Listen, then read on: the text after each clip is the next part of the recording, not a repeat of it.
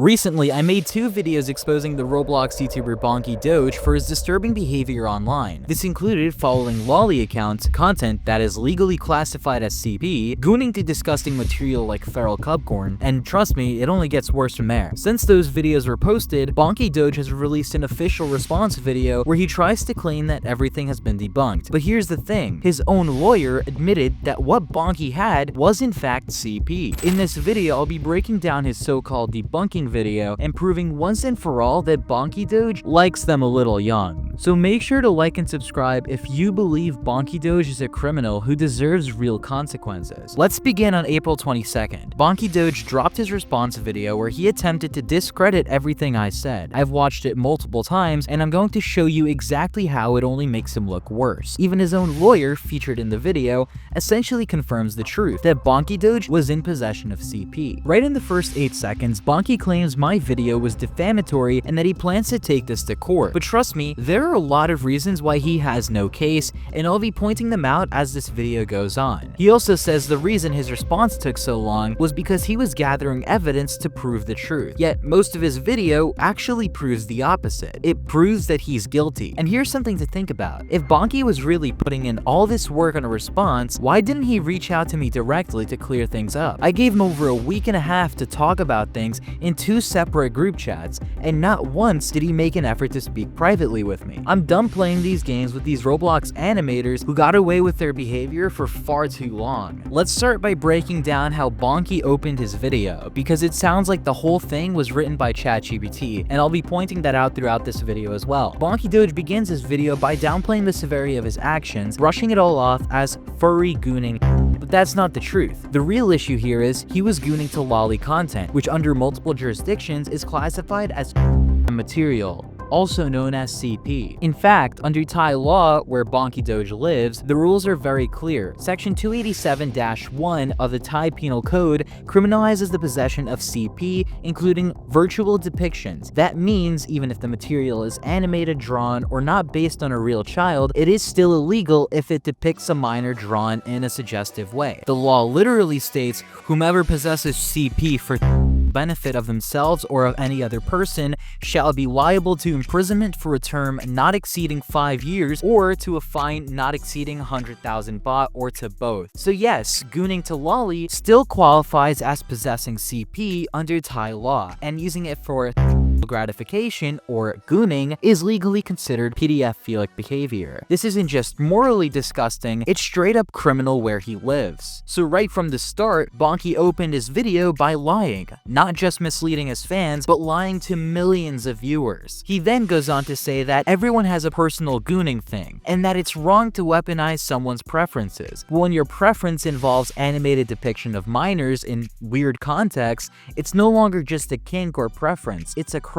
The law doesn't protect your fetish when it crosses that line. He also tried to claim that my video didn't have a shred of evidence when more than plenty proof was provided. Additionally, my video isn't the only video made on the topic, as Parlo's video talked all about his furry cub art fetish, which he literally doesn't even seem to address in this video at all. At around 1 minute and 40 seconds into the video, BonkieDoge tries to deflect from the actual accusations by nitpicking a minor editing mistake, specifically a single frame where about a quarter of his name was visible. He even added text claiming that I didn't censor it at all, which is just flat out false. The name was censored throughout the video, and that one frame was a genuine slip up during editing. But let me be clear, I'm not apologizing for that, because when you're dealing with someone involved in disturbing and illegal behavior, I firmly believe that the people have a civic responsibility to report it. This isn't about internet drama anymore, this is about calling out a pattern of criminal actions, and you'll see throughout this video, BonkieDoge's track record only gets worse from here. BonkieDoge tried to defend his actions by citing Article 19 of the International Covenant on Civil and Political Rights, a document recognized by over 170 countries. Specifically, he has highlighted Section 2, which talks about the right to freedom of expression,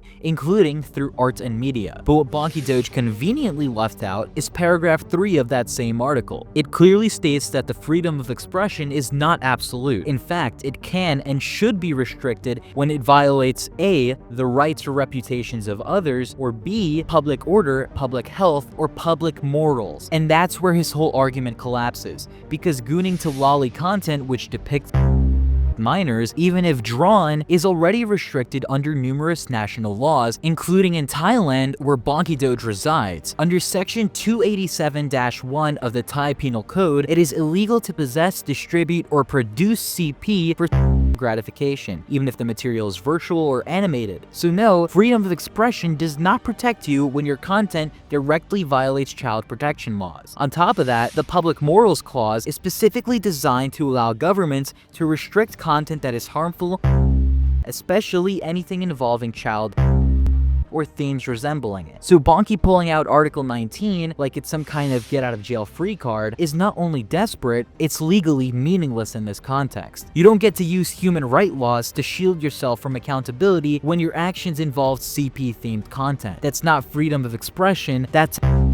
He also tried to claim that my intent was to defame and spread lies about him, when that is not at all the truth. My intention with my videos on BonkieDoge is to spread the truth and nothing but the truth. BonkieDoge also tried to claim that I somehow violated his privacy by referencing his Facebook page. But let's be real, he did that to himself. He revealed his own Facebook account on his own livestream. That wasn't leaked, hacked, or stalked. It was shown publicly by him. And the reason I even looked into his Facebook page in the first place was because during that same exact stream, he exposed a tab showing a baby humanoid shark in a suggestive position. Yeah, that's the kind of stuff we're dealing with here. Additionally, the lawyer he spoke to in his video pointed out that he can't be upset that he himself exposed his own personal information. So no, this isn't some kind of malicious invasion of privacy, this is called due diligence. If you publicly show your Facebook while also exposing tabs tied to disturbing content, don't cry foul when someone checks what else you've been involved in. It's not a violation of your human rights, it's people connecting the dots based on what you made public. Trying to hide behind international laws after showing that kind of material on stream is not just hypocritical, it's pathetic. And if anything, it only proves why you needed to be investigated in the first place. At the timestamp of 2 minutes and 41 seconds, I do want to clarify something here because this part was a genuine misunderstanding on my end. In the original video, the screenshots shown didn't perfectly align with what I was describing. This was due to a miscommunication with my editor. But to be clear, everything I stated in that video was true, and now I'll explain it in full and proper context. BonkieDoge does follow multiple lolly accounts on both Facebook and Twitter. One of those accounts is called LMChan, where he openly admitted to following that in his response video. His excuse was that he was following the account for animation tutorials, but if that were actually true, why did he rush to hide the account just hours after my original video dropped? And why was he following that same account on an alternate Twitter account he specifically described as a gooning account, a Twitter account used specifically to goon to CP, furry cub art, and other disturbing material? And LMChan isn't the only one. Just by looking into 5 more accounts that he follows, I found that they all post horrifying CSAI-themed furry art. There's even an account I legally cannot name that creates content that straight up qualifies as CP. And this wasn't just occasional, it's their entire feeds. BonkieDoge never addressed this in any part of his response video. He had no defense, so he completely dodged it. Now about his Facebook activity, he follows an account named Luxio, which I mentioned in the previous video. This page frequently posts highly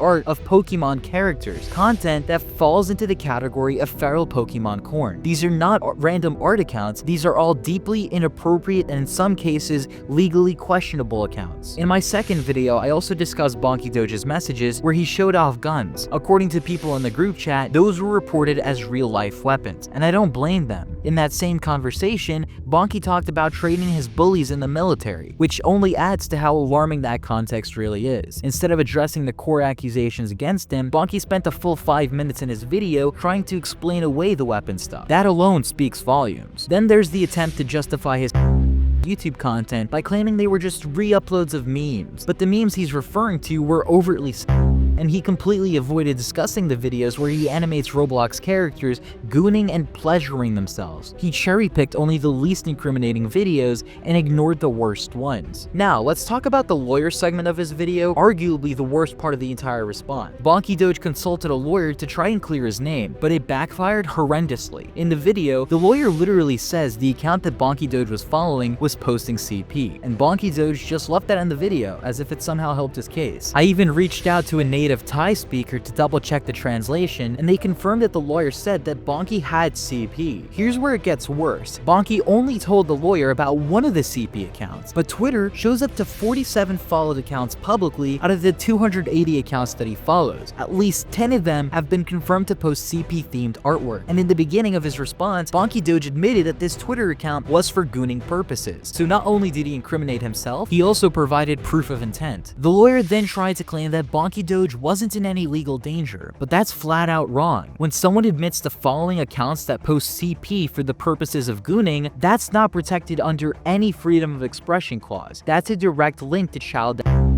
And from a legal standpoint, that is enough to be classified as a PDF file. Another thing that really stands out is what BonkieDoge completely avoided in his video. He never once addressed his connections to other known Roblox creeps like Potemer, who faced a 12-year-old, kamguyza, who sent NSFW content to minors, or Seb Motions, who admitted he wanted to sleep with a 15-year-old. These aren't just random names, these are people he worked with and defended. Speaking of kamguyza, BonkieDoge has been accused of doing the same thing. He also completely ignored Parler's response video, which took the investigation even further. Some viewers claim that Parler just reused segments of the same evidence that I showed, but that's not true at all. Parler covered a completely different angle, one that exposed how BonkieDoge wasn't just a PDF file, but he was also a zoo file. Yes, the guy got a little excited over animal content. Let that sink in. So while BonkieDoge tried to use this video to make himself look innocent, anyone actually paying attention can see the complete opposite. If anything, this video made him look even more guilty. It's like he's saying, how can I be a liar if my pants aren't on fire? Spoiler alert, they're on fire, and they're melting. Make sure to like and subscribe, because I'm now making it my goal to make sure there are no more Roblox YouTubers that get away with stuff like this. I will find you, and that is a promise.